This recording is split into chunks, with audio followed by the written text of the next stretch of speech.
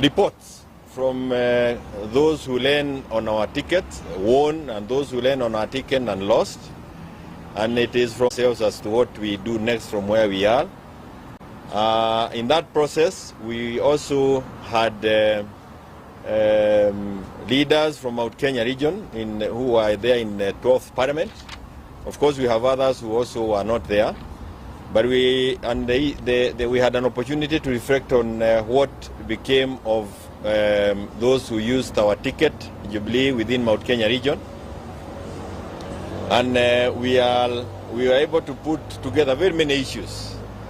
Each one of us had his or her own experience, and it is interesting to listen to them. But on the whole, it is important to acknowledge that Mount Kenya was at the forefront. It is the one that took the heaviest beating from UDA.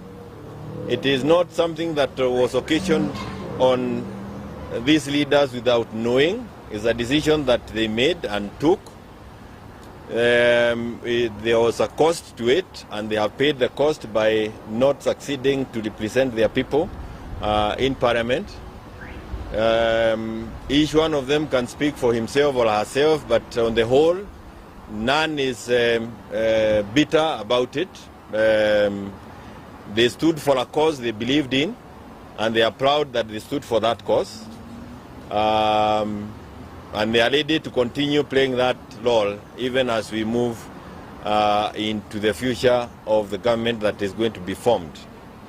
Crucially, it's important to say that with the 20% that Bamba, 20% that Baba got from Mount Kenya region is because of the effort that was made and put by, among others, those who are studying with me.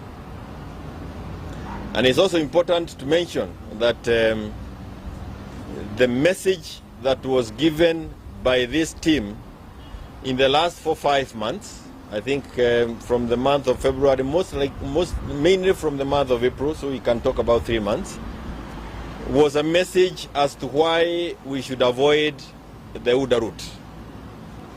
And the message was received, and many people got to appreciate that message. 20% showed up and voted. There is another percentage that showed up and didn't listen to our message. But there's a bigger percentage that received the message and remained cautious. And was it not for the messaging and the law work that was done by my colleagues here and those who are not with us, they were with us yesterday, it is possible that William Ruto would have been declared president more than 3 days ago. So we are proud of the role we played, and we are happy with that role. None of us is bitter with the outcome. Of course, the fact that without doubt in anybody's mind now, there was a massive rigging within the Mount Kenya region, massive voter bribery that has never happened in our region ever before. And why that would happen and our people go in the same direction, that's a debate that we can have for another day. But going forward is that this team is still committed in ensuring that our region, Mount Kenya, is represented. We are hopeful that Baba will form the next government. And we are committed in representing them in government, because all of those who are elected from our region would then end up in the opposition if Baba forms the government.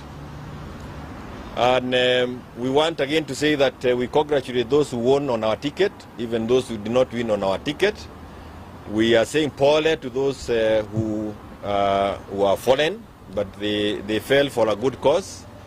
And I believe that why they are not bitter is because it was really an opportunity to serve as opposed to anything else. I don't know whether there is anything else I've not mentioned.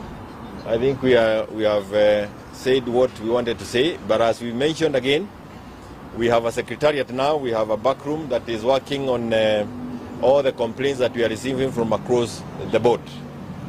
Na tunataka kusema ni asanti kwa hayo. Sijui hatutaki kuchukua maswali mengi, lakini swali ambalo linaruhusu hayo, sio mengine nje ya hayo, tunaweza chukua.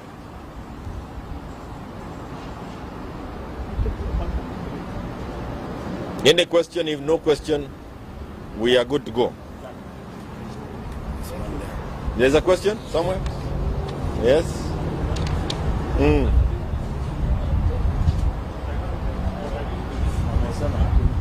No, the guy is asking a question. Sorry? Sorry? I can't hear you. Oh. That's now a local. But it will be good to mention also that without the contribution that we made as Jubilee, it would be very difficult for Azimio to be where it is today. And that is why we are proud ourselves as people who have contributed to the cause of Azimio, and we remain proud. And in the course of time, what we stood for will be appreciated by more than those who are appreciating it now. Asante sana. Sasa hii Kikuyu. Sorry. Yes. But let me just say this let me say this in Kikuyu. I'm not saying in Kikuyu, but let me tell you, this habit of telling us to talk to you in Kikuyu when we are addressing national issues is what has contributed to the mess in Mount Kenya. Because you continue isolating us even when we are talking about national issues until you have now been cooked as a small unit in Mount Kenya. And you now have a team of people who have been produced by the vernacular stations who are going to just represent without the national, the global thing. Very dangerous for a community.